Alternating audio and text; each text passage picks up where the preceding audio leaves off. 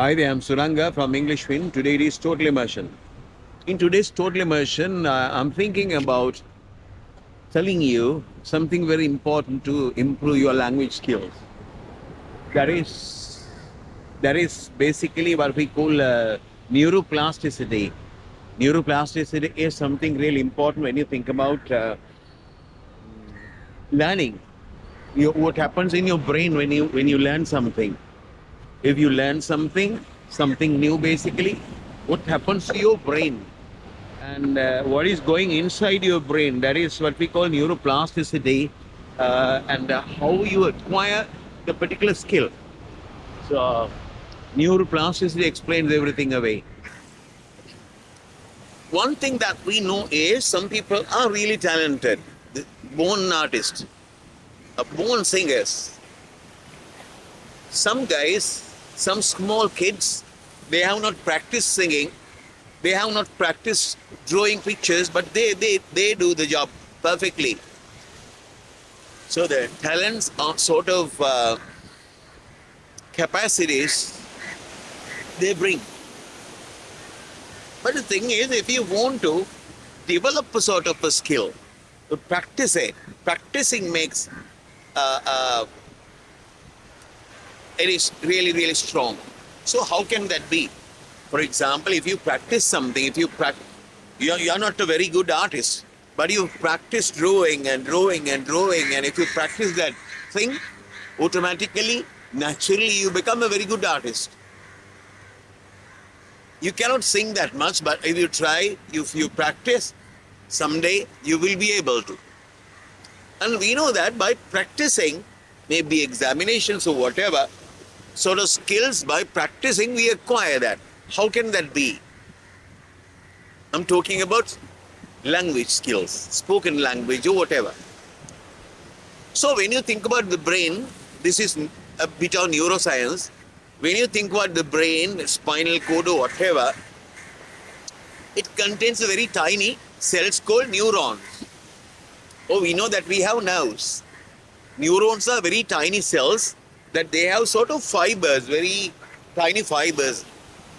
Axon dendrites, I'm not going to talk about, of the jargons of neurobiology.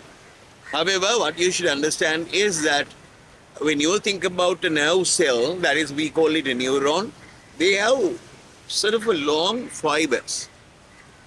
Usually the fibers are covered by something called myelin.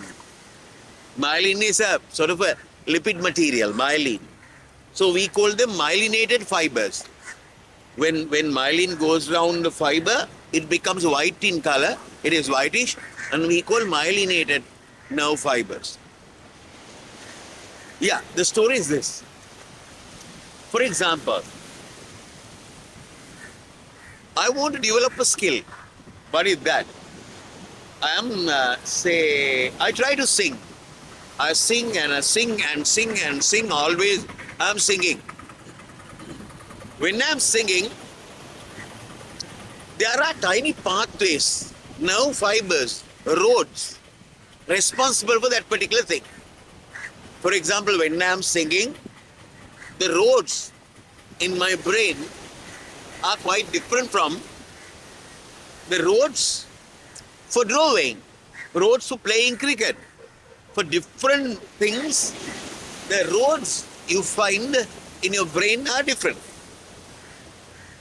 What happens basically is, even at old ages, we are really old now, if we practice something continuously, again and again, what happens is that pathway, that road, all the nerve fibers myelinated myelin starts wrapping them. Myelin start basically going around them.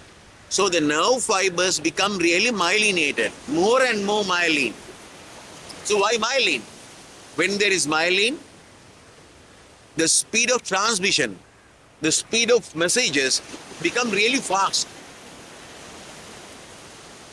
But if we continue this for a long period of time, what happens is that road becomes a highway. The speed is really, really good. And then myelin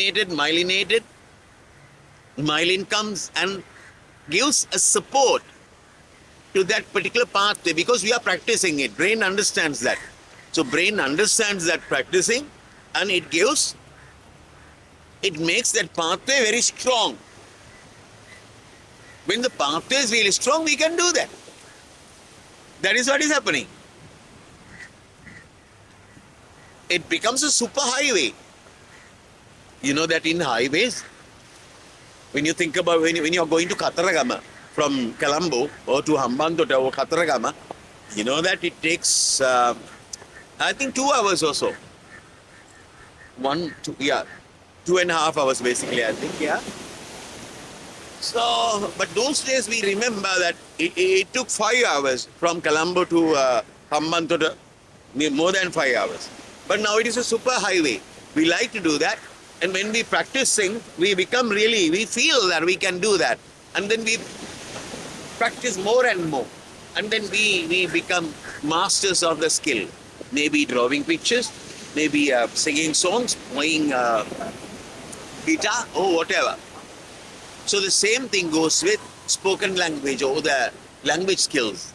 Reading, writing, speaking, listening. Whatever you do continuously, the pathway becomes a super highway. That is why I want you to do the thing. If you want to practice spoken language, if you want to improve listening skills, your listening skills, every day, you have to listen to something relevant. And automatically, then naturally, you develop that particular skill. So therefore, believe it, if you want to develop spoken language is a sound. First, the sound should go into your head. So that is listening.